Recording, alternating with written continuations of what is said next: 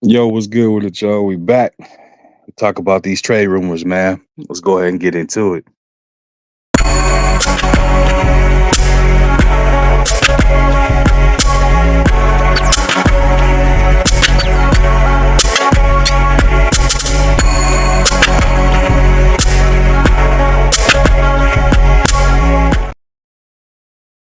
What's good with it, y'all? What's good with it? Welcome back to A1 Hoop Zone. Before we get into anything, man, make sure y'all hit that like button, sub to the channel if you're new. Let's go ahead and dive into it, man. So let's go ahead and talk about these trade rumors or these upcoming potential trades that's looking to happen, man. So obviously the biggest fish that's out here, the name that's probably I wouldn't say the most sought after, but definitely probably, if not one A, one A, one B situation. So I'm gonna start off with Pascal Siakam. Uh, yeah, man, y'all see the Raptors is doing something different. They got rid of OG Anunoby and Precious Achua, and I think they looking to they shopping a little bit, for Pascal Siakam. Everybody's like, yo, why are they shopping? Why they shopping Siakam? Little do people know, or little is people paying attention, man. Siakam can be an unrestricted free agent in 2024, meaning he can walk this offseason this year, and they get absolutely nothing in return for him. Let me say that again for you. He can walk at the end of this season, and they get absolutely nothing in return for him because they it don't look like that he's going to be looking to re-sign the deal, obviously, because he's wanting to win another championship. And yes, I said another. He was on that team with Kawhi Leonard that came there, and then the Raptors won that in 2019. So he looking to get back to that status, man. Looking to compete for a championship, and he can see firsthand. Yeah, that's not going to be the case with this Raptors team, unfortunately. You know what I mean? He's been in the league since 2016. He was a number 27 overall draft pick out of Mexico State Aggies. Um, so he's looking, he'll be turning 30 this year as well. So I think for him, he's looking at the bigger picture and seeing, championships mean something to him. He also seeing, the clock is ticking, and he's seeing a lot of these other teams is getting better. You know what I mean? They not getting worse, they getting better. So he looking to make a change. I mean, since like what 2019, yeah, since 2019, 2020 season, he's been averaging over 22 points a game, 6 boards a game, and 5 assists. Those are decent numbers, you know what I mean, for a player to consider for a career average for the season to be averaging over 20 a game, 6 boards and 5 assists. A lot of teams will absolutely be looking to acquire his services for sure. He's a all NBA player, two-time all NBA player, two-time NBA All Star. Obviously, again, like I said, 2019 NBA champ. So he has some accolades there as well. Good merit about himself. His I would say MO, or the main thing, his reputation is, a hard worker, dedicated to it. He's one of those stars that's a low maintenance type of star as well. So you got some teams that's highly interested: the Mavericks, the Grizzlies, Hawks, Kings, Pacers, just to name a few that kind of, again, been secretly shopping and seeing what the Raptors are willing to take for him. And so we could be seeing him on the move as well, man. Don't be surprised by it. I think they'll go ahead and potentially move on for him. Definitely want to get some assets in return, and I think that they'll kind of start to again build and mold their team around Scotty Barnes, who again is extremely similar to Siakam, but I think he's a little bit more aggressive and he's younger than Siakam. So I think for them, they look at him as the replacement, for Siakam once he leaves. So that opens the door for him. Obviously, they got RJ Barrett there. That opens the door for him for them to kind of have more of a 1-2 punch, instead of worrying about, Siakam being that lone star there. That again, who was a former NBA champion, has cachet, and a previous All Star player. You know what I mean? So don't be surprised if you see that happen on the way, and you see Siakam up out the door. The only thing is, what team has the most to offer them is the only thing. And if he has any say so, anything of that nature, man, I honestly think he would either look to go to the Mavs or potentially the Grizzlies, as I would say, is the two teams that he would be okay with going to. Just Mavs, Grizzlies, and Kings, in my honest opinion. Um, so we'll have to wait and see what happens with that. Mikael Bridges, well, actually, I'll skip over him for now.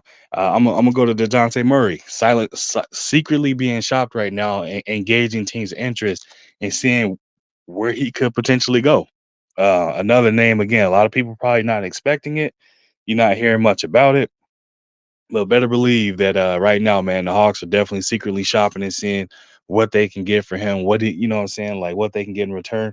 Because even though it's a hell of a 1-2 punch of having Trey Young and Dejounte Murray in the backcourt, at the same time, man, it's like it's not really a needle mover for that team right now. You know what I mean?